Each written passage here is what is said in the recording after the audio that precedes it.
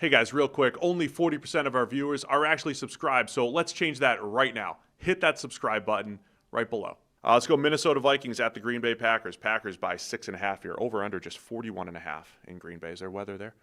6-3-1 Packers and the 4-6 Vikings. Vikings season hanging by a thread here. Everything matters, and everything matters for Green Bay as well, as they're sitting here battling for the top of the NFC North. Packers also have the really high playoff probability on the line here per PFF, 83 with a win, 54 with a loss. So it's not season ending with a loss here, but you get that much closer to at least the playoff picture if you're the Packers. They've got bigger aspirations here, but they're coming off their 27-20 win against the Giants. Jordan Love's best game. It's Toyotathon. We broke that down with Mina Kimes yesterday.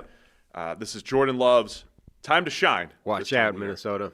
Toyotathon, Jordan Love's coming. No weather to speak of in this game either. Weak. It's pretty weak. What are you looking for in this one? It's kind of a trap game, I think, now for Green Bay. I mean, they should be the better team on really either side of the ball. You've got Toyotathon, Jordan Love, if that's a thing. I mean, it's even cranking it up even higher. J.J. McCarthy trying to rewire his brain, so that's a work in progress. What did he – you have to explain what he said. He said he was rewiring his neural pathways in order to get better mechanics, and that takes some time. I said this the other day. I think he should stop talking out loud in front of microphones. I don't think he's helping himself at all. I think he should just shut up and not say anything to anybody for any period of time. Like, I appreciate your interest in my career. However, I'm going to decline to comment right now, or I'm going to defer all comment to, like, just Adam Thielen. Adam will talk on my behalf. Just give him the AI. I'm focusing on football. All you have to say is one game at a time. Just focused on this week. I mean, someone just trying to get better every day. All he has to say is, I'm trying to get better every day. You don't have to talk about rewiring the neurons or anything. You just say, I'm getting better every day. The Vikings have PR people. Somebody should be handing him a cue card with 5 all-purpose phrases that you can answer any question with, right? Which, by the way, are the same all-purpose phrases that have been cited for years, but for half a century. And just give him the instructions. JJ, for the next 6 weeks, whatever you're asked, pick 1 to 5. Doesn't matter. Just pick a number and read from it. We're just trying to be 1-0 this week. Right. Got to be where your feet are. Don't just use the coach speak.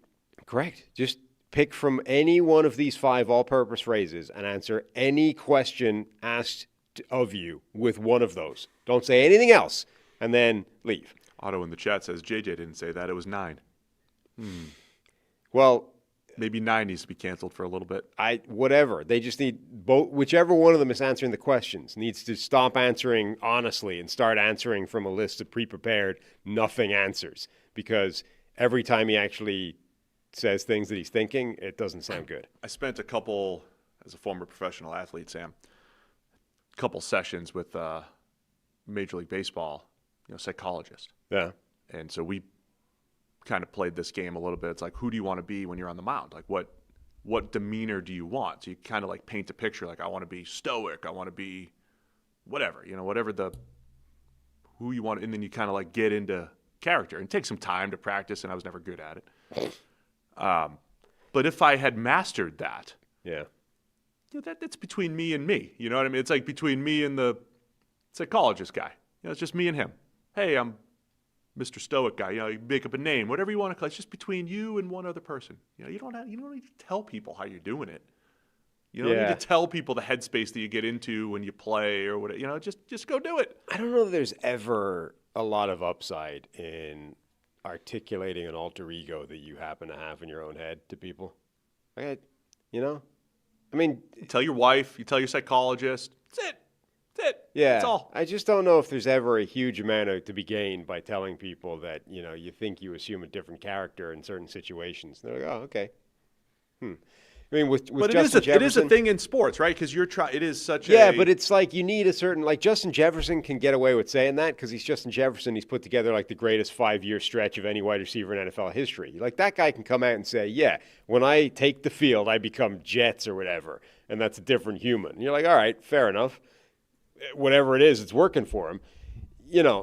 J.J. McCarthy gets there's one locker room candid snap of mean mug, right? And he's like, yeah, that's 9. Excuse me? That's my alter ego that I bring out during games. It's not me. I would never. Right. That's 9. And then when I talk to you, I'm just JJ. I just don't know that's helping You anyway. don't have to tell anybody. You don't have to. Because he's right. Like, it is, if he's saying, because there's been a lot about his mechanics, and I see screenshots of him, like, upside down after, like, mechanics are all over the place and everything. And it's like, yeah, I mean, it is Rewiring takes time. But it like, that's true. Like, this goes back to this. There's a kernel of truth in that. If you're trying to rework your mechanics in season. Well, there's a lot of things that are true, but again, there's a list don't of need to be things that you don't say out loud in front of a microphone. Yeah. Like, just stop talking. And then as an NFL quarterback, like, you don't have that time. Remember a couple years We ago. don't have that time, and you don't look good saying I'm trying to do this, right? Like, when you come out and correctly articulate that, look, the NFL is too hard for me to leave plays on the table, right? Everyone knows that. It's like taking as read. Yeah, the league's hard. That's why most of the people crap out, right? Yeah. You can't use that as like a thing. It's just, I don't know. All of these guys are supposed to go through like professional media training, right? It's like he skipped that class or something. I don't know if he was rehabbing while that was. Is he in the movie where you can't lie? Right. I don't know if that was Liar, and then there was another movie where nobody could lie and everybody just tells the truth. Is that where he Ricky is? Gervais thing? I Ricky Gervais. Remember what that's called. So they're like, hey, how you handling this? He's like, well, listen, I mean, I'm a first-round quarterback. Honestly, only 10% of first-round quarterbacks become elite players anyway. Only 25 become franchise quarterbacks. To be honest, the odds are against me anyway. Chances are I'm going to flame out. He's just out there telling the truth. Maybe 9 just tells the truth explicitly. It's just like he missed the class where they teach, how to handle the media. It's like he skipped that class. He was busy doing something else, or he was just not even paying attention, distracted by a bumblebee or something. And now he just says the correct answer to whatever the question is being asked. But the problem is the correct answer when you're struggling as a quarterback is invariably going to make it look worse. Now, all that said, what we've seen from an on-field performance from JJ, no matter what headspace he gets into, I do think there's something to, maybe not sustainable. There's something to, hey, in crunch time, like the narrative would switch a little bit if the Vikings didn't give up a long kickoff return. I mean, they almost won the game. Right. Like, he did put the ball in the guy's hands for the go-ahead touchdown, tying, and then they screwed it up by coughing up the kick return immediately and lost the game.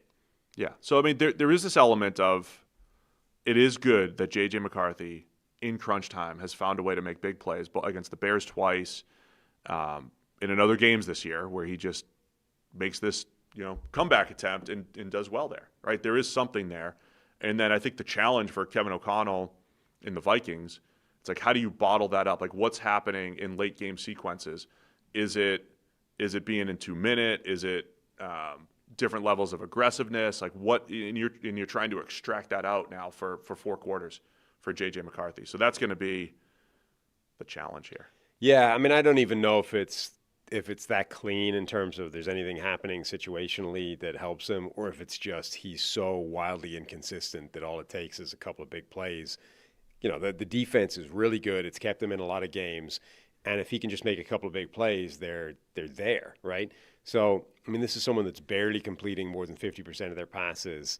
Like, they just need to improve his overall baseline consistency. Like, he's still number 1 in ADOT at 10. Yeah, like we're dealing with a non-athletic Anthony Richardson right now. We're dealing with someone where your baseline is so low from a basic efficiency standpoint. But what you're aiming at is so explosive that all you need is one of them, and we offset like a quarter of crappy play. So, I mean, that's the thing they need to just figure out is whether this is a mechanics thing and rewiring it just takes time, or you just, 50 needs to become 60, needs to become getting on for 70 in today's NFL. Like, that's a long way that you've got to travel. You've got to get from a 50% passer to like a 70% passer. And you kind of need to do it in the next couple of weeks. Yeah, and it's still early in his career. And I think that's the challenge for the Vikings, right? You have a Vikings roster that was built. Like, if you dropped this year's Sam Darnold in there, they're making not just a playoff push. So you're like, they're a Super Bowl contender, right? Sam Darnold playing the way he is this year in a vacuum, dropped onto this roster, Super Bowl contending Minnesota Vikings. Now, maybe not earlier in the season when the offensive line was a disaster. Maybe not, but now. you know what I'm saying, right? You've got this mismatch of J.J. McCarthy coming off an injury, first year as starter, now dropped onto a roster who theoretically could just elevate him and make him look really good. But really, you have a roster ready to compete, and you have a quarterback where, if we're going to be fair to him, 5 or 6 starts into his career, you just say it's early in his career. Like, we're not going to make full determinations on what he is. So you have two ways of looking at it, right? You've dropped him into a good situation overall, and that's concerning that it's not going well. Or you dropped him into a playoff caliber team, and he's just not ready yet. Well, the problem is you got two things. You have the fairly unavoidable conclusion that right now J.J. McCarthy is a drag on this offense and this team overall. Like, he is not. They're not only are they not winning because of him, but they're losing because of him. They're not winning because J.J. McCarthy is not a good quarterback right now. With the kind of other side of that, which is he's the youngest starting quarterback in the NFL, and sometimes that takes time. You don't have that time, though. This is the problem with a team like Minnesota, which is, like, this isn't a team that won one game a year ago and is terrible, and they can – the starting quarterback can play for quite a period of time whilst the rest of the team is terrible, and it sort of syncs up, you know? Like, it's not helping him, but at least we can let him play like crap for a while because the rest of the team's bad as well. The Vikings are in a tough spot because the rest of this team looks pretty good, so they don't really have the time to just let Darnold play or McCarthy play for like 3 years, not improving. He needs to be good now. And if he's not good now, he absolutely needs to be good next year. Otherwise, he needs replacing. That's a tough spot to be in, where you don't have the time to just, develop this guy like, even if you knew that was possible, even if you were confident that Kevin O'Connell is a wizard, and in 2 years, Kevin O'Connell will turn anybody who's got the physical tools into a high-end starting quarterback. Even if you were confident in that, I don't know that you could do that as an NFL franchise. Like, can you burn 2 years of everybody else's career waiting for this guy to get it together? Or have you got to do something else in the meantime? And then if you do that, can you even develop him from the sideline? Like, is that even a thing in this situation? So I think the Vikings are in a really tough spot because and this is the other comedy part of it, through 5 games. That's nothing. 5 games. Through 5 games, J.J. McCarthy does not look capable of playing NFL quarterback right now for a good team.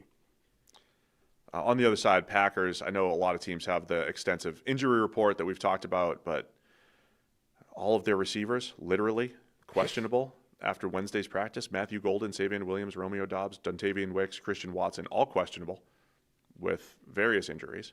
Malik Heath time. Edgerrin Cooper, questionable. Quay Walker, Micah Parsons. Javon, that's 7 starters on defense, questionable. I don't know what to do with any of that as far as Green Bay. I'll assume at least half of those guys are going to play. I mean, that's where we are, right? They're all 50-50. I'll assume most of them. I don't know it's very difficult to keep up with every injury in the NFL and knowing the severity, unless you're just a hardcore fan just focused on your one team. But I'll assume most of those guys are playing. And at Jordan Love on the other side, that one thing I just wanted to highlight really quick. I know there's 900 different variations of EPA per play and EPA these days from our friend Sam Hoppin, who's just a guy that we steal his stats from all the time on Twitter. Second in EPA per play, wherever he's getting that number from. 10th in success rate. And I think that's what typifies this Packers offense this year. It's like down for down, it's not as good in the pass game, but they're hitting those big plays. Last week, huge, right? Savion Williams on 3rd and long. Christian Watson, the 17-yard touchdown in crunch time. Love is making some huge throws down the field. I think he's having a good season. I would love to see more of the easy stuff underneath and then balancing out the big plays. But I think Love is throwing the ball well. It is Toyota-thon. And I think Christian Watson, when he's healthy, though, is really making a difference in this offense. Yes. But him and Savion Williams as the big-bodied receivers, I think, have a chance to make some big plays for them. Definitely. Christian Watson, like, he's been the big play threat that he was supposed to be for his entire career, and he's done it without the massive mistakes which have tended to come with his play for a long stretch of time. The only really glaring one was that one we talked about where he kind of went to break up the pass and then realized, actually, if I'd tracked that better, I probably could have just caught it myself. Yeah. Jordan Love versus Flores has kind of been all over the place. Like he's ranged from high variance wild game where he's put up a bunch of big plays and turned it over a bunch to actually paralyzed and almost got no production whatsoever to like perfect clean game, one of his best games in his NFL career is against a Flores defense. So there's a massive variable in this game. Like you could get any form of Jordan Love game versus Flores. It could be he dominates the Flores defense or the Flores defense suffocates them and he's barely able to move the ball or anything in between. All right, man, we got Green Bay by 6.5 here at home. Over under just 41.5. Where are you going to go with this one? I'm going to go with the Packers to both win and cover that line. I think this will be comfortable. Wow. I'll take the Packers as well. Harry's taking the Vikings. He believes in 9. Might be his number. 9. Maybe that's it. What? I'm trying to think of Harry's baseball number. No. If he was 9 or not.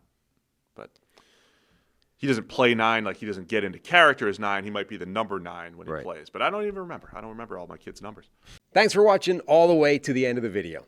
Check the Mic is live Monday, Wednesday, and Thursday, so be sure to hit subscribe so you don't miss a video. You heard the man. Subscribe.